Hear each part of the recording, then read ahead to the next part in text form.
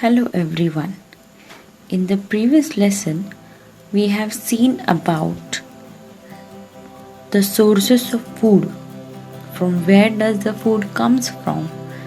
We have seen the two types of sources, that is plant as a source and animal as a source. So today we are going to see more about the foods. As you can see in the picture, there are variety of foods. Rice is there, roti is there, dosa is there, vegetables are there. We can see the variety of foods from the different states, separate foods, right? So, all food, a meal, we can say, a meal could consist of chapati, dal, vegetable, etc. It can be a curd, buttermilk, pickles, right? Our meals usually have at least one item made of some kind of grain. Other items could be anything. So, let's see more about the food. We may not really have all the variety in our meals. If we are traveling, we may eat whatever is available on the way. It may be possible for some of us or it not. There must be some reason though why meals usually consist of such a distribution. Why there is a variety in the food? Do you think that our body needs it? Our body needs different kinds of food for some special purpose? See in the picture. So these are the nutrients we get from the food, like carbohydrates from the food which is made up of grain, vitamins and minerals from the fruits and vegetables, proteins from milk products, eggs and meat, and fats we get from the ghee, milk, such oily things. See, we can see here the different kind of nutrients we get from the different. With some simple methods, we can test whether cooked food or a raw ingredients contains one or more of these nutrients. The tests are very simple. For presence of carbohydrates, proteins and fats are simpler to do as compared to the other nutrients. Let us do and record all the observations.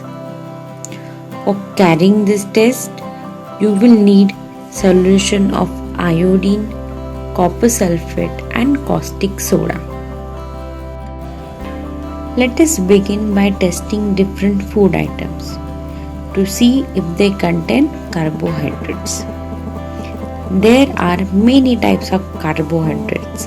The main carbohydrates found in our food are in the form of starch and sugar.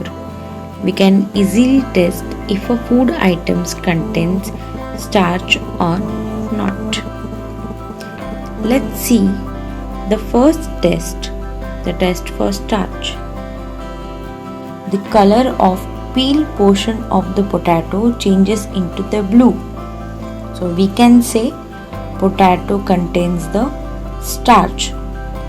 Same thing we can try on the bread also.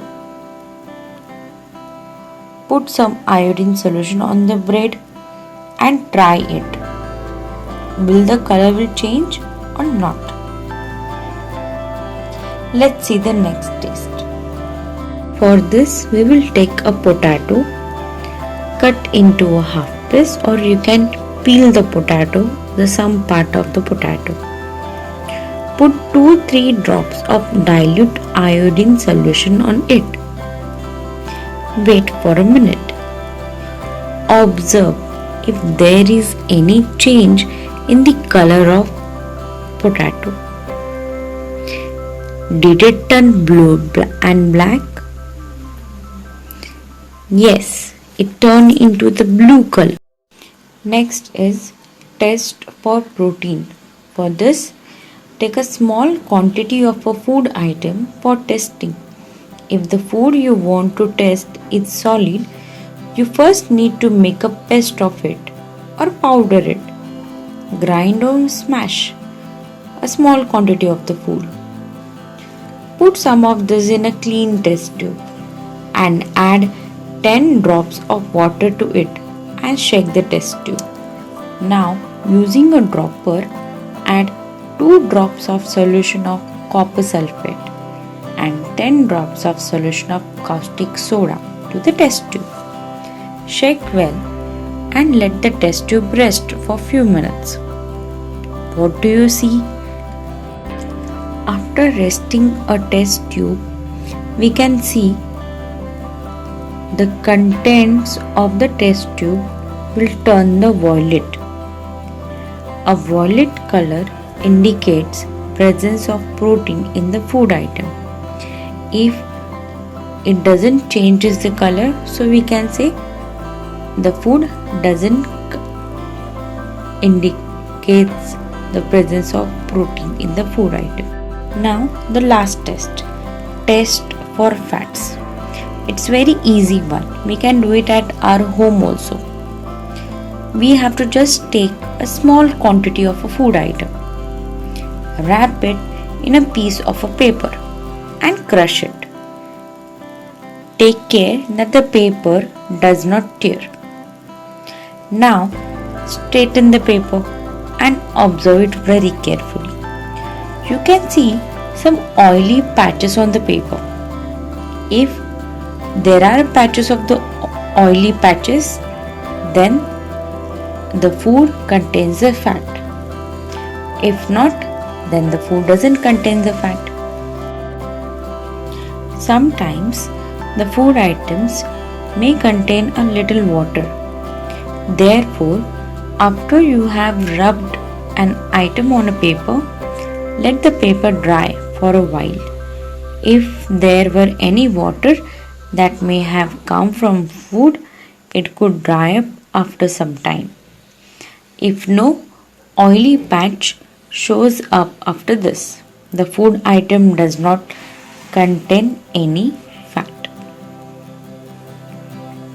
So, we have seen right now 3 tests: starch, protein, fat and glucose, that is sugar. We can say the blue-black color on the food shows that food contains a starch. A purple color solution shows that food contains a protein, and if a paper have a oily patch, so that food contains a